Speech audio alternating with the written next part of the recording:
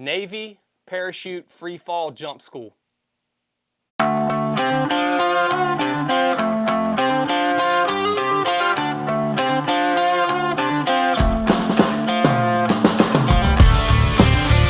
Welcome back to Backyard Conversations. We're on the front porch today because we got a thunderstorm coming in, but we are going to talk military free fall jump school today. I'm going to tell you about my experience at jump school during my time in SEAL qualification training at the early part of my career as a SEAL. If you've been watching Backyard Conversations, you know what this is all about. We're going through my I Love Me binder, and we are talking through every one of these certificates that are in here that I earned during my career in the SEAL teams. So, Military Free Fall Jump School. This here says Navy Parachute Course Free Fall. Very interesting course, guys. The Navy does not have their own jump school. It's actually ran by a bunch of civilians, which was really weird. Up to this point, all of our instructors had been military guys, right? Former SEALs, former Special Operations. And we show up to jump school. It's about an 8-week long course, and it's ran by a bunch of skydiving hippies. If you don't know, the skydiving world is full of a bunch of hippies. And it was an interesting ride. A couple of things happened during my time at jump school that made it pretty unique to me, all right? I'll tell you about my first jump. We go up into the plane. We'd been practicing a few, days beforehand, learning how to get our position right. I thought I had everything down pat. Well, we got up into the plane, and we got up to altitude about 12,000 feet, and stuff got real, all right? It was no longer like it was down on the ground practicing your arch position, looking at your altimeter. All of a sudden you're 12,000 feet in the air and you're hanging out the side door of this aircraft, and stuff got real. I jumped out of the airplane. I did make it out. We did have a couple of class members that didn't make it out on their first jump. They actually DOR'd, dropped on request, all right? They had been all the way through BUDS, all the way up to this point in SQT, and they got so freaked out when they were standing at the exit ramp of that aircraft that they chose to quit. That was pretty crazy to me. I was going to jump, whether I was ready or not, and I jumped. And luckily I had an instructor there with me, because as soon as I jumped out of the plane, it was like I was looking through a toilet paper tube. My vision narrowed in, and I lost all situational awareness of what was going on around me. It just amped me up to a whole nother level. How many of you guys have skydived? Well, if you haven't, you should do it, all right? Everyone should jump one time, at least one time out of an aircraft. It's kind of like riding a bull.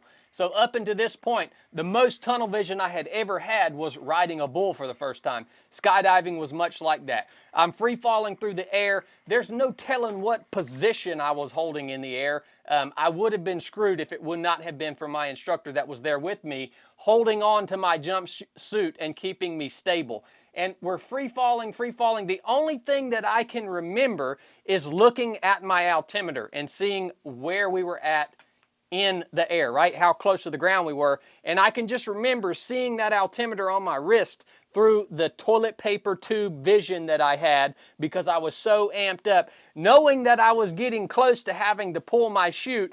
Even though I was close, my muscles just would not move to make that happen. The next thing I know, my instructor's tapping me on the side, telling me, "Hey dude, it's time to pull the chute." All right? I snapped out of it there for a second, long enough to look down, see my handle, pull my ripcord, and get under good canopy.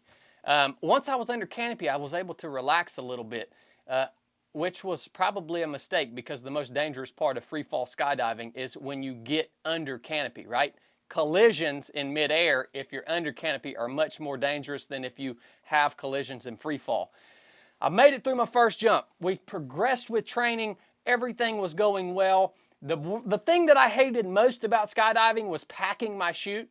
Guys, we would go out and jump multiple times in a day. So you would go up the first lift in the morning, you would jump. Sometimes we would be jumping all the way into darkness. You would have to repack that big, those chutes we jump in the military are massive. And it's like shoving 20 pounds of fabric into a 10-pound bag. it just obliterates your fingers and your fingernails, and there's a lot of stress because you know if you don't pack that thing right, it's not going to open, right? So there's a lot of stress and it's a difficult task. I hated packing chutes. We're progressing through training. We're getting toward the end, and jumps are getting pretty complex. We're doing some nighttime jumps. We're jumping with rucksacks on. We're doing some halo and hey-ho jumps, some hop and pops. Hop and pops are crazy, man. You're at low altitude, 6,000 feet. You jump out of the aircraft. You go 1,000, 2,000, look 1,000, pull 1,000. That's all you got. When you're jumping at low altitude, you got to get your chute out fast.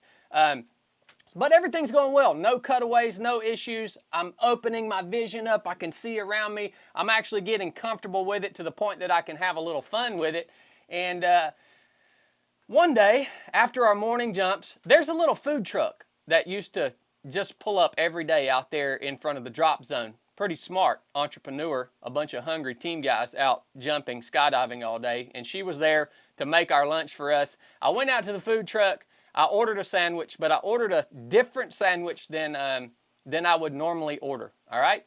So I eat my lunch, I put my parachute on, I go load up on the aircraft with the rest of the guys that were on that stick with me.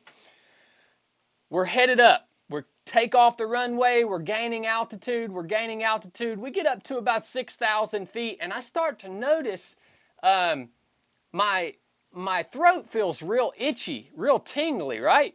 And I don't think anything of it, and we just keep gaining altitude. We get up to about 10,000 feet, and we're getting ready to actually open the door and get out the plane.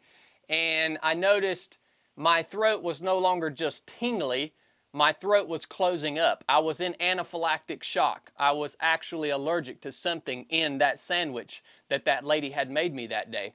And so here I am at 10,000 feet, getting ready to walk up to an open door on an aircraft and jump out of this thing. And I'm sitting here thinking in my own head, nobody knows this is happening. I'm thinking in my own head, well, what in the heck is going on? This is the first time I ever experienced this before, and I can't breathe. What's happening?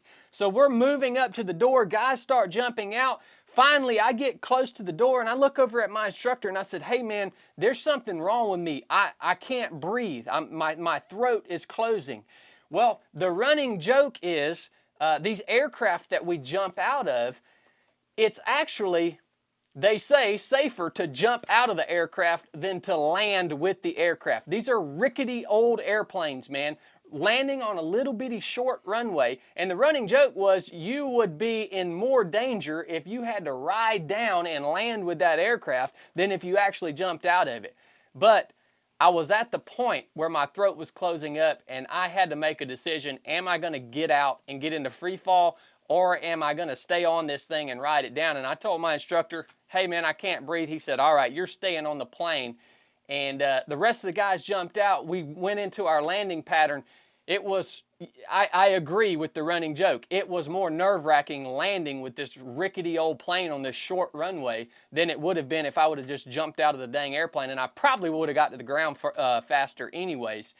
Man, we get on the runway, landing goes good, little bit bumpy, but we get on the ground. I come off the aircraft, call 911. Within about 20 minutes, my head was the size of a pumpkin, and the emergency paramedics were hitting me with epinephrine and Benadryl. Absolutely miserable. If you've never been hit with epinephrine and Benadryl at the same time, you don't know what I'm talking about.